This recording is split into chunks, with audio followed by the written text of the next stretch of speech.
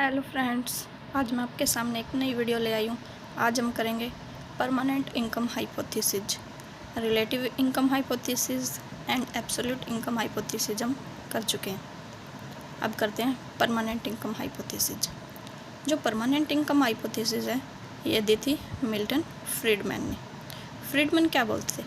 Friedman बोलते थे कि जो हमारी कंजम्पशन है ना तो वो एब्सोल्यूट इनकम पे डिपेंड करती है और ना ही रिलेटिव इनकम पे, वो डिपेंड करती है हमारी परमानेंट इनकम पे। क्या बोलता है फ्रीडमैन? फ्रीडमैन बोलते हैं कि जो हमारी कंजम्पशन है वो ना तो हमारी एब्सोल्यूट इनकम पे डिपेंड करती है और ना ही रिलेटिव इनकम पे, ये डिपेंड करती है हमारी परमानेंट इनकम पे। तो फ्रीडमैन ने जो हमारी इनकम है इसको दो पार्ट में डिवाइड किया। एक होती है परमानेंट इनकम और एक होती है ट्रांजिटरी इनकम। जो परमानेंट इनकम है वो क्या होती है? परमानेंट इनकम वो होती है जो हमारी सिक्योर होती है, मतलब जैसे जो मर्जी हो जाए हमारी इनकम है वो तो आनी ही है। मतलब जितनी हमारी इनकम है, मान लो हमने जॉब पे लगे, हम गवर्नमेंट जॉब है हमारी, तो हमारी सैलरी तो आनी है। देखो अब जैसे लॉकडाउन लगा था तो जो गवर्नमेंट एम्प्लॉयज़ थे उनकी तो सैलरी आ रही थी, लेकिन जो प्राइवेट वाले थे उनकी प्रॉब्लम हो रही थी, किसी को मिल ही नहीं रही थी, किसी को दे ही नहीं रहे थे। तो जो परमानेंट है वो सिक्योर होती है। हमने अपना घर किराए पे दे रखा है, उसका हमें रेंट मिल रहा है, वो भी क्या है? हमारी परमानेंट इनकम है। और जो ट्रांजिटरी इनकम है, ट्रांजिटरी इनकम जैसे जो कॉन्ट्रैक्ट बेस पे जॉब होती हैं वो होती हैं, जैसे हमारी कोई लॉटरी लग गई, उस टाइम हमें इनकम मिली, कोई बोनस मिला, वो हमारी ट्रांजिटरी इनकम है, क्योंकि वो परमानेंट नहीं है।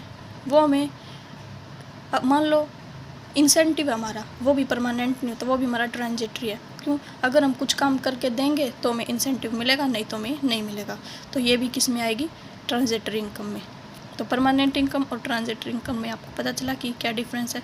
जो परमानेंट इनकम है वो हमारी सिक्योर होती है और जो ट्रांजिटरी इनकम है वो हमारी सिक्योर नहीं होती। तो जो परमानेंट इनकम है उसको दो भाग में फ्रीडमैन ने डिवाइड किया है, परमानेंट इनकम और ट्रांजिटरी इनकम। ठीक है, फ्रीडमैन ने जो हमारी इनकम है उसको दो पार्ट में डिवाइड किया। और जो फ्रीडमैन है इसने हमारी कंजम्पशन को भी दो पार्ट में डिवाइड किया, एक परमानेंट कंजम्पशन और एक ट्रांजिटरी कंजम्पशन। अब देखो जो परमानेंट कंजम्पशन है वो क्या होता है? जैसे हमने एसी ले लिया, कार ले ली, बाइक खरीद ली, या कुछ भी हमें जो ज़रूरी सामान हमने वो ख़रीदा, तो वो हमारी है परमानेंट कंजम्पशन। लेकिन जो ट्रांजिटरी कंजम्पशन है वो क्या होती है? जैसे हम बीमार हो गए तो हमें ये थोड़ी पता था कि हम नेक्स्ट मंथ या कल हम बीमार हो जाएंगे, उस पर हमारा खर्चा हुआ, वो क्या है? Transitory income. मान लो हमारे यहाँ आसपास कोई मेला लग गया, हम उस मेले में चले गए, मेले में जाके हमने वहाँ पे कुछ ख़रीद लिया। मेले में अगर हमने मेले में से वहाँ पे कुछ ख़रीद लिया है, वो भी क्या होगी? वो हो गया अनएक्सपेक्टेड एक्सपेंडिचर हो गया हमारा। मतलब हमें थोड़ी पता था कि मेला लगेगा, हम वहाँ पे जाएंगे, वहाँ पे कुछ ख़रीद लेंगे। समझ में आया? वो होती है हमारी ट्रांजिटरी कंजम्पशन। और जो ये कंजम्पशन होती है ट्रांजिटरी वाली, वो पॉजिटिव भी हो सकती है और नेगेटिव भी हो सकती है। नेगेटिव जैसे हम बीमार हो गए तो नेगेटिव होगी, पॉजिटिव जैसे हम ट्रेड फेयर में गए और हमें कुछ वहाँ पे पसंद आ गया और हमने वो ख़रीद लिया, तो वो क्या होगी? पॉजिटिव। जो फ्रीडमैन है वो उन्होंने बताया है कि जो इसके अंदर जो रिलेशनशिप है वो एग्जिस्ट होता है किसके बीच में? परमानेंट इनकम और परमानेंट कंजम्पशन के बीच में। किसके बीच में? परमानेंट इनकम और परमानेंट कंजम्पशन के बीच में।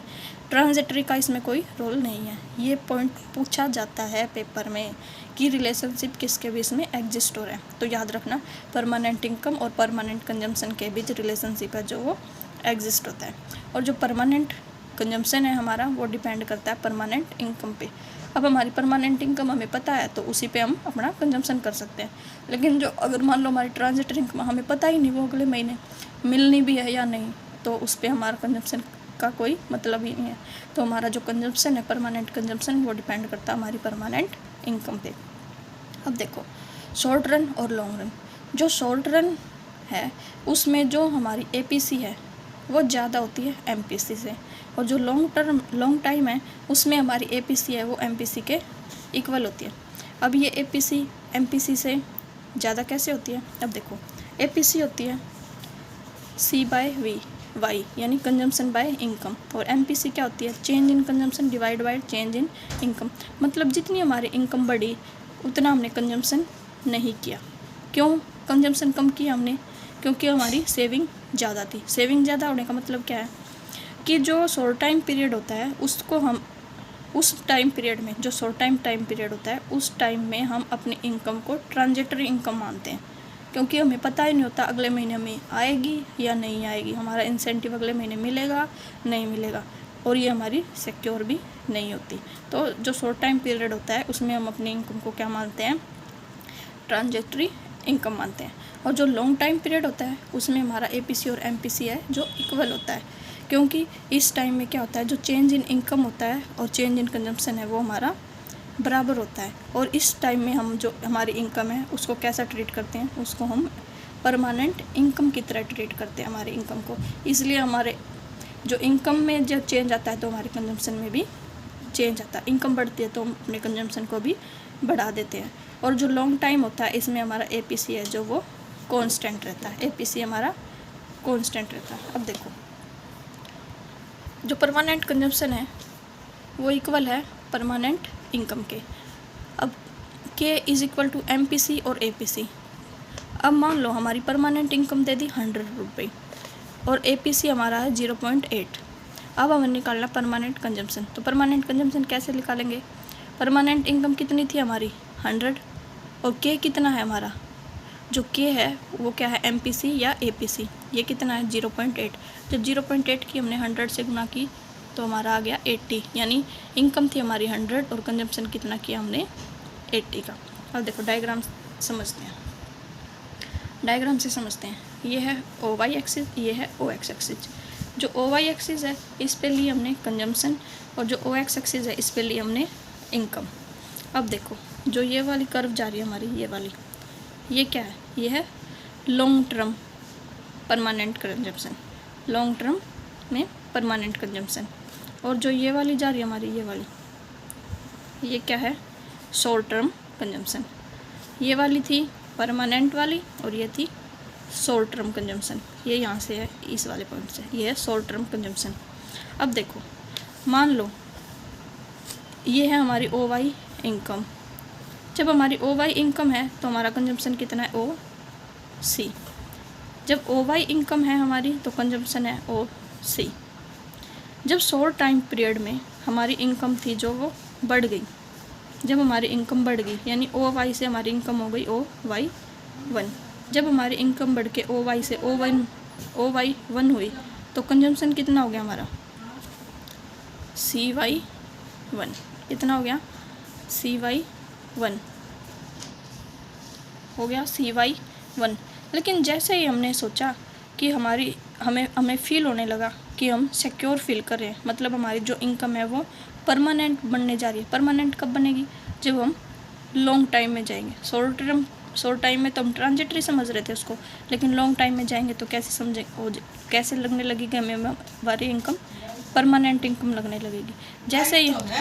जैसे ही हमने उसको परमानेंट समझा तो हमारा कंजम्पशन कर्व ऊपर की तरफ शिफ्ट हो गया। जब हमारा कंजम्पशन ऊपर की तरफ शिफ्ट हुआ तो ये बन गया CS1, यानी शॉर्ट टर्म का सेकंड कंजम्पशन। ये था CS, इसको रख दिया हमने CS1 नाम।